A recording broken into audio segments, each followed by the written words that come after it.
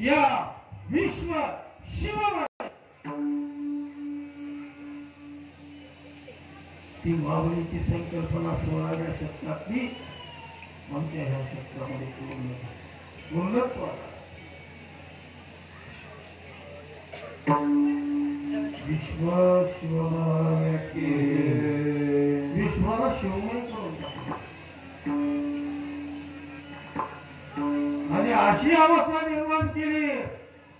जवळपाशी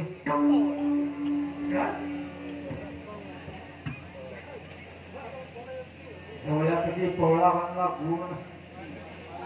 आपल्याला सगळ्यांना चांगल्या गुण वाईट नाही गुण बदल आम्हाला चांगले लावले भजन कीर्तन या परंपरेमध्ये ज्या वेळेला ही परंपरा निर्माण होईल त्यावेळेला ठासानं आमच्या बाय मावल्या सगळे आमचे पुरुष मंडळी ऐकण्याकरता आनंदाने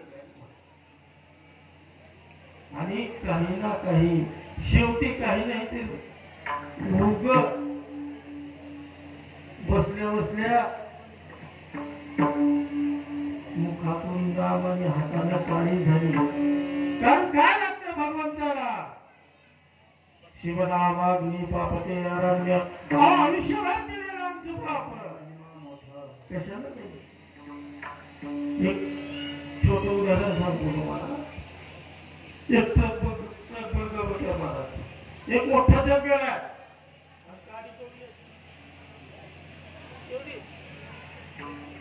गाडी जेवढी असते एवढीच असते आणि जंगलामध्ये पेटून टाकली तर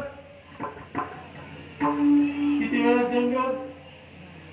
शिवनामाग्नी पापते अरण्य माऊलीनं एवढा सोपा मार्ग सांगितला की आमच्या काहीही शिल्लक राहणार धन्य गुरुमाय दाखवली सोय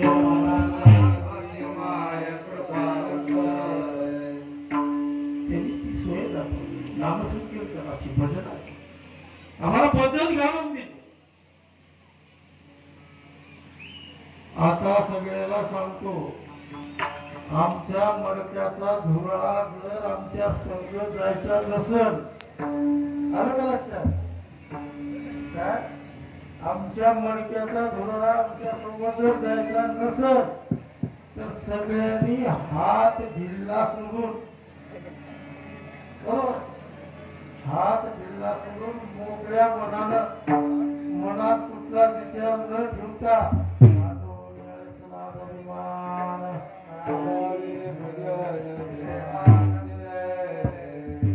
कुठलाच विचार मनामध्ये न बाळगता कारण राष्ट्रसंत माऊलीने तुम्हाला आम्हाला जो मार्ग दिला तो भजनाचा मार्ग नामसंकीर्तनाचा मार्ग अहो ज्याच्यामध्ये आम्हाला आमची आठवण राहत नाही सहज उर्मळ अवस्था निर्माण होते ती सगळ्यात सोपी प्रक्रिया जर केली असेल तर ती भजन आणि त्या माऊलीने दाखवलेल्या मार्गावर तुम्हाला आम्हाला सबंध आयुष्य जगायचंय येणाऱ्या आमचे अनंत काळापर्यंतचे सगळे त्या माऊलीचं गुणगान करत त्या माऊलीचं आणि त्याच माऊलीच्या मंदिराचा कलशारोहणाचा कार्यक्रम आज या ठिकाणी वैभवात संपन्न झाला राष्ट्रसंत माऊलीच्या वारसदाराने म्हणण्यापेक्षा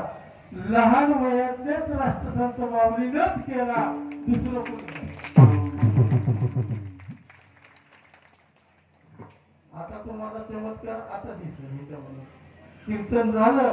की बरोबर तुम्हाला आसनावर महाराज येऊन बसले आमचे की तुम्हाला मग म्हणतात ते कीर्तनाला आलेल्या महाराजांनी सांगितलं तो बरोबर आहे बघा कारण त्यांच्याकडे पाहिल्यानंतर आम्ही तृप्त होतो असं ते लहान राष्ट्रसंतांनी तुमच्या आमच्या करता का विसर न पडावा ह्याच्यासाठी आम्हाला विसर पडू नये कशाचा